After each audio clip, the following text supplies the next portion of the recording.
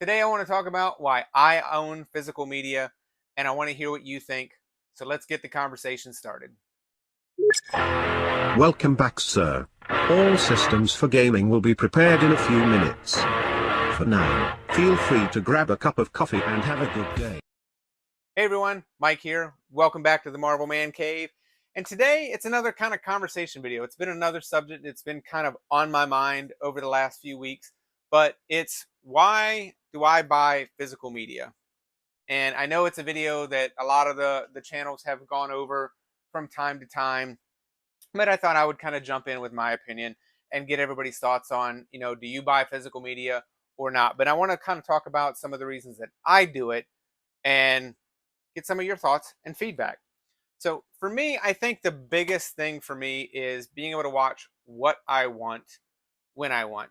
I did a video a few weeks ago about the cost of buying into physical media and the justification on how often do you need to watch it before it makes buying worth it. I'll link to that video below if you want to check that one out. But for me, a lot of it is the overarching what I want to watch when I want to watch it overrides almost everything. I used a couple examples before, and my number one movie of all time is the movie Swingers. This you can only stream on, it was Canopy or Hoopla the last time I checked, and it's nowhere else. I have 7 different streaming services, and it's available on none of them. So if I wanted to watch this, I'd have to go to Canopy or Hoopla, and I'm lucky I do have that account on one of them. I don't even know which one. I think it's Canopy because you get it through your local library. So it's really you're beholden to whatever your local library subscribes to, whether or not you can get that. And if you have a library card, it's a whole other thing to just be able to go up and sign up. Um, but so I can watch this whenever I want because I own the physical copy. This one I just don't happen to own several different copies of it because it's my favorite movie of all time. But there's this one, and in that other video I use some of these same examples. But the movie Moneyball, I watch this every year before baseball season. I watch the movie Draft Day before the NFL draft because I'm cliche like that. But it's just one of those movies. They're like the warm hugs that you get whenever just kind of fun comfort food almost that I'm like, I just like watching this movie. I'll put it on for background noise, but it's not available for streaming anywhere.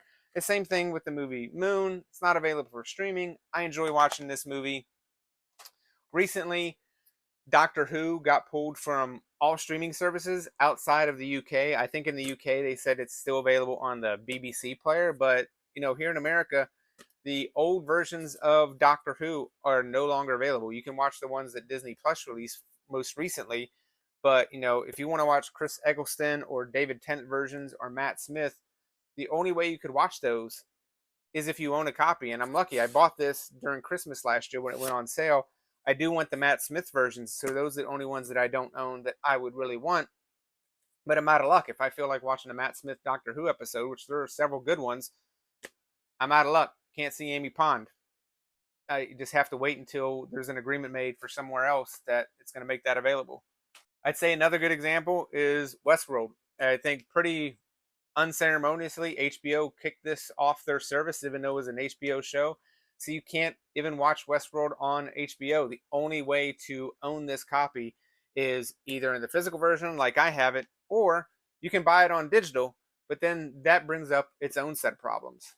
I think everything here that I mentioned before and in my other video that I talked about, you can buy on a digital storefront. And the cost varies just kind of as I have a few of them here because I was trying to look up to see, it's like, all right, what is the cost? Like the movie Doubt, it's $14.99 to buy, $3.99 to rent. Swingers is the same. I think pretty much most movies now are probably $3.99 to rent. That's probably a pretty standard item. But the movie Confidence, which is another movie, let me pull that from over here. It's another movie I really enjoy, but I don't watch that often. I may watch once every 5 years. It's not even available on Blu-ray. I'm guessing the version that you would get online is probably at least 1080p. I would have to guess. But that's a movie. It's looking at the wrong one. $7.99 to buy and $3.99 to rent. So it's not a huge buy-in to. I mean, you're paying $4 to rent it or $8 to buy it. At that point, I'd probably end up buying it anyway because if I watch it twice, which this one I know I would, but if you've never seen it before, maybe you just rent it. But these are movies that aren't even available on streaming service, but they are available on digital storefronts.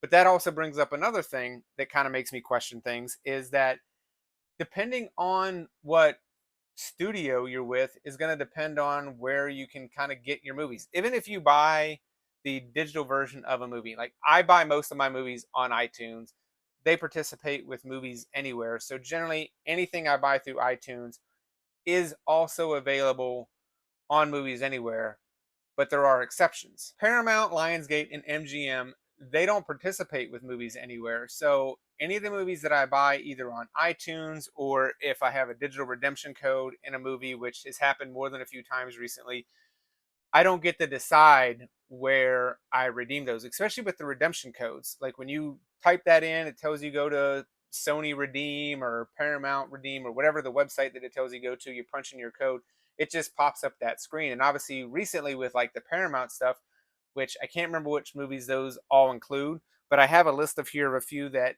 are only available on the Fandango at Home app, and they're not available through Movies Anywhere.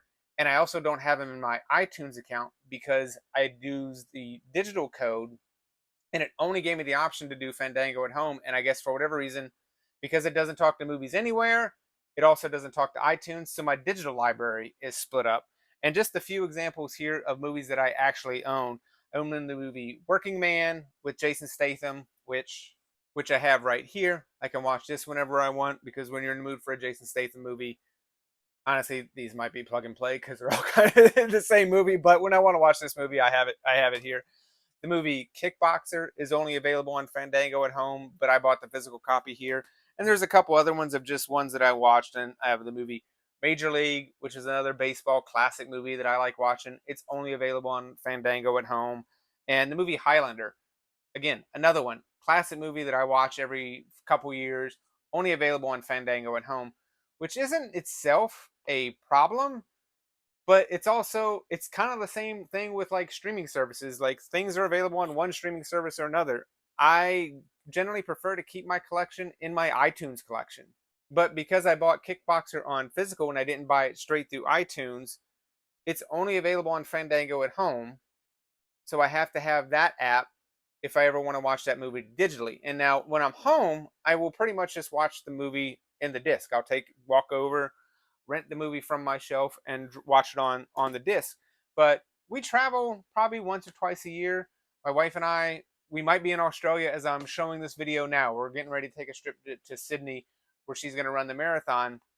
And so I load up my iPad with a bunch of movies, and we watch them on our trips. And, we do a lot of races throughout the year and we travel to places. We're very fortunate in that. But because of that, like, I generally just download the movies through iTunes on my iPad, but I have to have the Fandango at Home app. And generally, it's not the first thing that I think about. So it's that weird space of, all right, now where is this available? Like I'm going through my iTunes collection, and then I usually go through Movies Anywhere. And those are the two places I will usually look for movies to download. And honestly, unless I'm in the mood that I know I'm going to want to watch Kickboxer on the flight, like I'm probably just going to download it from one of those two services. So, and that's probably the more annoying thing, is that I own this movie. I should get to decide where I want it. And I won't even get to the whole thing where the movie covers on iTunes are messed up for me half the time. A lot of times you'll see I'll see like this part, like a weird, really weird part of what I guess is supposed to be a poster cover. You have no idea what it is other than the name up front. That's a whole other rant video that I'm not going to get into, because if I start down that, but I have no control over those digital libraries either. They can change covers if they want. They can do whatever they want. I remember watching the movie 1408, which is the Stephen King adaptation with John Cusack and Samuel Jackson on it. And I think I watched it on Netflix. And I watched it and I remember finishing it and I was like, this isn't the movie that I remember. Like everything was the same. And I was like, this isn't the ending I remember. So I ended up Googling it, and it turns out they changed the ending. There's I guess apparently 4 different versions of the ending of that movie. But because I didn't own it on physical, I got a different ending, and it was on Netflix. So if I had owned it on DVD, I could probably have chosen to watch that ending. Maybe there's even a cut of that version that has that ending, but I have no control. I get the movie that Netflix decides it wants to show me, and the studio has decided that they want to show me, not the movie that I want to watch. And there's a few other reasons that I just prefer the physical stuff to everything else. And, I think this is the perfect example. The movie Working Man, I think this is on Amazon. I think it was an Amazon show, but I own the 4K. And it's the same with the show Reacher. I own Reacher season 1 on 4K. But because of Amazon Prime, I think I only get it. I can't remember if that comes in 4K or not. It might come in 4K, but it also has ads. So when I'm watching Reacher and I'm watching these, I have to sit through ads. I hate sitting through ads, and I refuse to pay Amazon an extra $4 a month to get rid of the ads for something that I don't watch that frequently. It's a service that is not my favorite service to watch, and I'm not going to give them any more money. I don't know how many more yachts Jeff Bezos needs. Kind of the same thing with HBO. Not that I can watch Westworld on HBO, but I started buying seasons of Game of Thrones because I can't watch them on 4K in my house because I don't want to pay for the extra tier for HBO to upgrade that. Same for a lot of Netflix shows. I don't pay for the 4K tier, but I have a 4K OLED TV. I'm not getting the best quality version, even though I'm sure it's one of those things. By the time you compress it, you're probably not really getting 4K anyway. And I can definitely tell a difference between when I put in a disc versus the streaming version. So I'm sure you're not really getting true 4K to begin with because of the bit rate and depending on your internet and all technical stuff that I'm not going to get into. But it's just kind of one of those things. I'm like, I don't really want to give Netflix more money. I think I pay I don't even know what I pay anymore. Probably $17 a month. Who knows? It probably went up while I was filming this video, but it's probably like $17 a month already for a service that I don't really want to watch that much, but my wife does. But if I want to watch things in 4K or have Dolby Atmos and things like that, I got to pay even more per month. And how many movies are going to be available for that? But I know I have Kickboxer in 4K that I can watch it in 4K whenever I want. I don't have to pay to upgrade this or anything like that. I thought one of the best things iTunes and Apple had done years ago was when kind of 4K started coming out and they announced that if you had bought a movie in standard def or 1080 before, you were getting the upgrade for free. So that was great that studios were like, we're not going to charge them extra to buy yet another version of that. And that is probably one of the downsides. If they come out with, say, an 8K version of Kickboxer in a few years, like you'd have to rebuy it, and the digital copy, maybe it just gets upgraded for free. I know that happened with some of my Quentin Tarantino movies. I had Kill Bill. I bought it when it was like the only 480, or maybe it was the 1080 version. I don't remember now. That's how long it's been since I bought them on digital. And they got upgraded. So that part was nice. But I also know, like, I've bought the license to those movies. I don't physically own them. And I think to close this out, I go back to the swingers reference that I made earlier. For me, there's also just kind of a I would say an emotional attachment to actually having a physical copy of this in my hand. And it probably is my age. I'm in my late 40s. And I remember going to the video store. I remember going to the video store when to buy a movie was several $100s, like a VHS copy. You would have the only way to own it was like to pay several $100s, and you had to order it through your mom and pop video store. So those days are way long in the in the past. But 20 bucks or 30 bucks to buy one of these, like now that's much more affordable for most people. And I just kind of like having the physical version of it. I like seeing it on my shelf, like walking over here and just kind of looking the other day when I was trying to decide what movie I wanted to watch. It takes me back to the days of the old Blockbuster Video, and I used to manage at a Hollywood Video, and just be able to go and look at the rows of movies and be like, what am I in the mood for?